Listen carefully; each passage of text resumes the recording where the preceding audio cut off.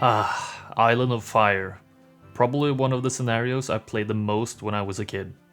I feel like I say that about all the ones I've done so far, but I've played a lot of Heroes 3 in my life. Obviously, there is some volcanic activity on the island, but is it really on fire? I guess island of about 15 to 20% lava doesn't quite make for a great scenario name. Anyway, what's so great about it?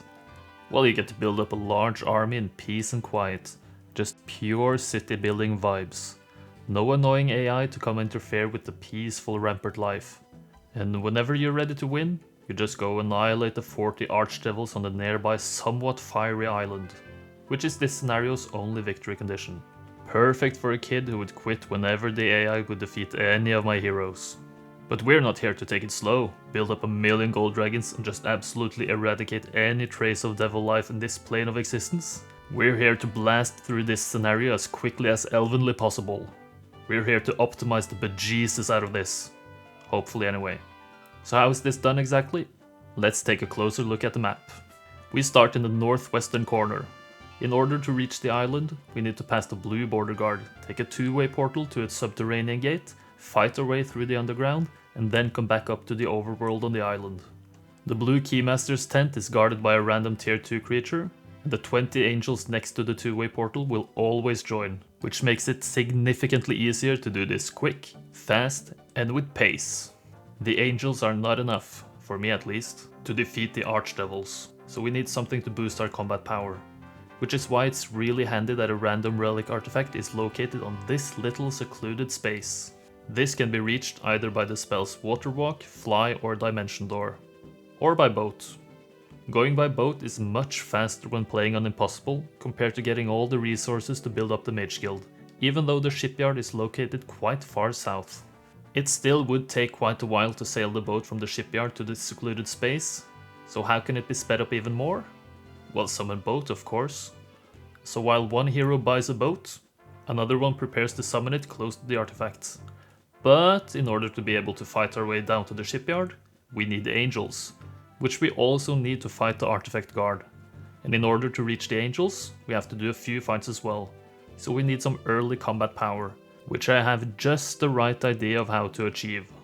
All of this planning is making our path to victory look something like this. First, the Keymaster's tent, then the angels, then the shipyard, then the artifact, before challenging the archdevils. Complicated? Not at all. How fast can we do this? Well, let's just find out. Don't forget to like, comment and subscribe. Teehee. So what hero am I going for?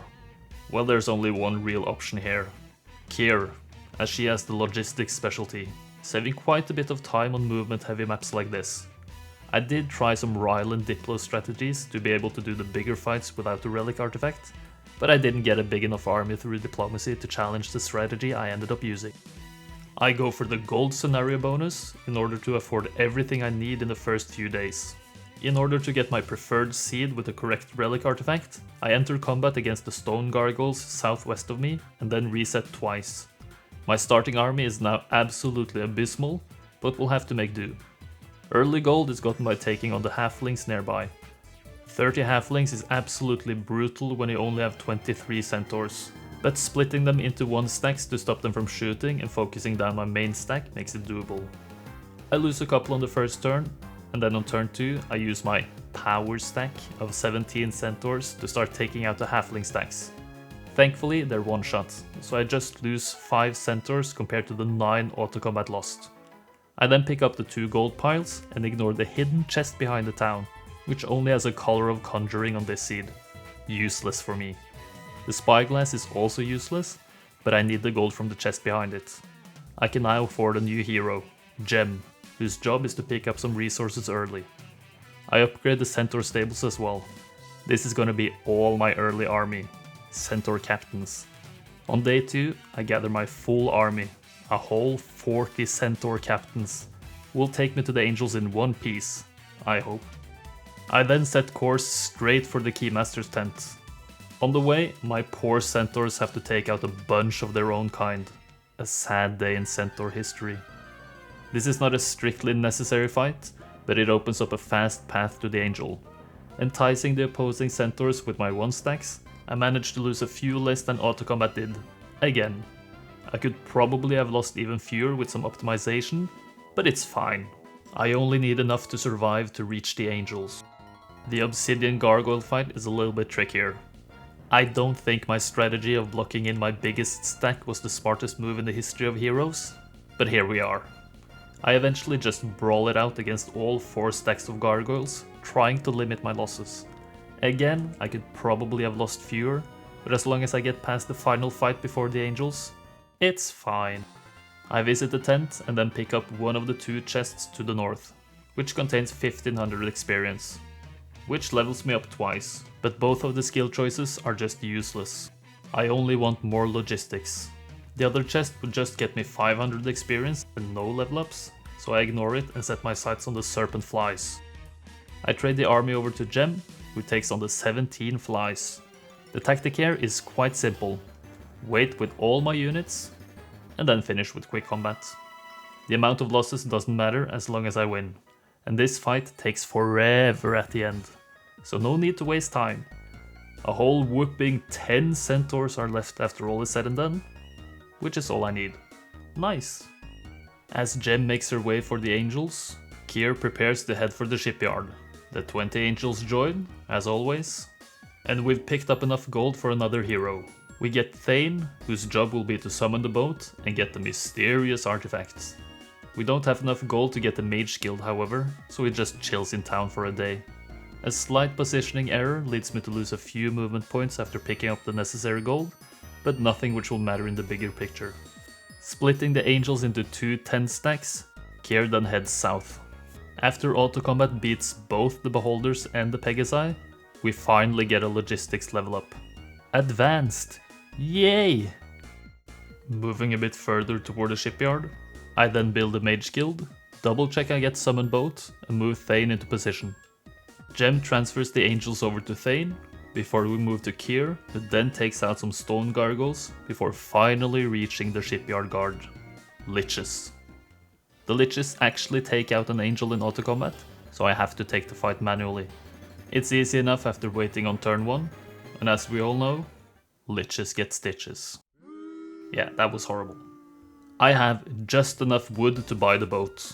It's almost like this is planned or something. And I get 2 chances to summon the boat with Thane. Try 1 fails, but try 2 works. Off we sail. Now Kier can move into position as well. The remaining heroes will form a little bit of a hero chain while Thane gets the artifact. Sailing across the little inlet, I pick up a sea chest for some gold. Just enough gold to buy another hero. The genies are then swatted away, and we finally get a glimpse of the artifact we get. Power of the... No wait, the combination artifacts are bugged on the overworld. So this is actually Titan's Thunder, which is even better. Why is this, you ask? Well, the stats of the power of the Dragon Father alone are not enough to beat the 40 Archdevils with just 20 angels. And I don't have any spell casting on Kier, like Armageddon or Chain Lightning, or even a spellbook. So the level 1 to 4 spell immunity is worthless. Titan's Thunder, on the other hand, gives the wielder a free spellbook and the Titan's Lightning Bolt spell, which does 600 single target damage for 0 spell points, along with plus 9 might stats and plus 8 magic stats. Very handy. I then buy my final hero, Elishar, and bring him down to set up the hero chain to transfer Titan's Thunder and the angels over to Kier. Picking up the artifact on week 2, day 2, the final stretch is already here. I move Kier and Elishar into position, sail back across the inlet and start transferring. First to Gem, then to Elishar, and finally to Kier. 1 angel is left behind on Elishar, and then Kier can just speed race over to the island. Underground, the Hellhounds are auto-combated. The Silver Pegasi then join, which can be used as bait for all the Archdevils we'll see on the way to the final battle. First devil fight, we get to see the spell casting in action. I never bought a spellbook, but we still got it. 600 damage free casts, thank you very much. The devils are small enough stacks to be one-shot by my angels, so it's easy peasy lemon squeezy. On level up, I finally get expert logistics, which is nice, but it's quite late. Leadership as the final skill is quite useless, but there were no really good choices here anyway. Devil Fight number 2 has a few upgraded ones, which immediately targets the Pegasi, just as planned. The rest of the fight is then just smooth sailing. Final devil battle before the big epic showdown against Memphis and his crew. Yes, that's apparently the name of the Archdevil in command. The Archdevils don't target the Pegasi this time, which is not just as planned. I make full use of the lightning bolt to soften up the devils, while I let the angels just smash whatever comes in their way. After a couple of turns, the only thing I lose is a silver Pegasi, which really isn't a big deal, as I will just dismiss them after the fight anyway. So we're finally here. 40 Archdevils against 19 Angels and Titan's Lightning Bolt. Can I do it? The worst part is, I wouldn't be able to, unless the terrain was favorable. There's one spot on this battlefield which lets me live. This little spot right here makes only one Archdevil stack be able to target me at once. Lucky! So after being beaten down quite heavily by 3 Devil stacks, I cast Lightning Bolt on the next stack in line to move, taking out 3 of them, before moving into the nice and cozy spot. This minimizes the amount of damage I'll take, and this is the entire fight strategy. Lightning Bolt the next stack to move, and kill the stack attacking me. Over and over. Even with this strategy, I get beaten down quite hard.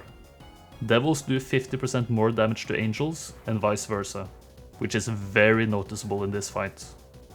One by one, the Devils are struck by the Titan's Thunder and killed by the Angel's Sword. Damn, this feels good. After all is said and done, 13 Angels fell, but that was a sacrifice I was willing to make. A bunch of level ups later, and we can finally finish the scenario in 12 days. I'll be honest, I didn't expect to finish a medium-sized map this quickly. Medium-sized, guys, not a small one. 394 final score and a fitting Gold Dragon rank as Rampart. Pretty good. Can it be done faster? I sure hope not, cause I'm super satisfied with my own strategy here. Anyway, I hope you enjoyed. Got any video ideas or cool suggestions? Leave it in a comment, and like and subscribe if you made it this far. This is always super fun to make, so I hope it's super fun to watch. I hope to see you in the next video, and have a nice day.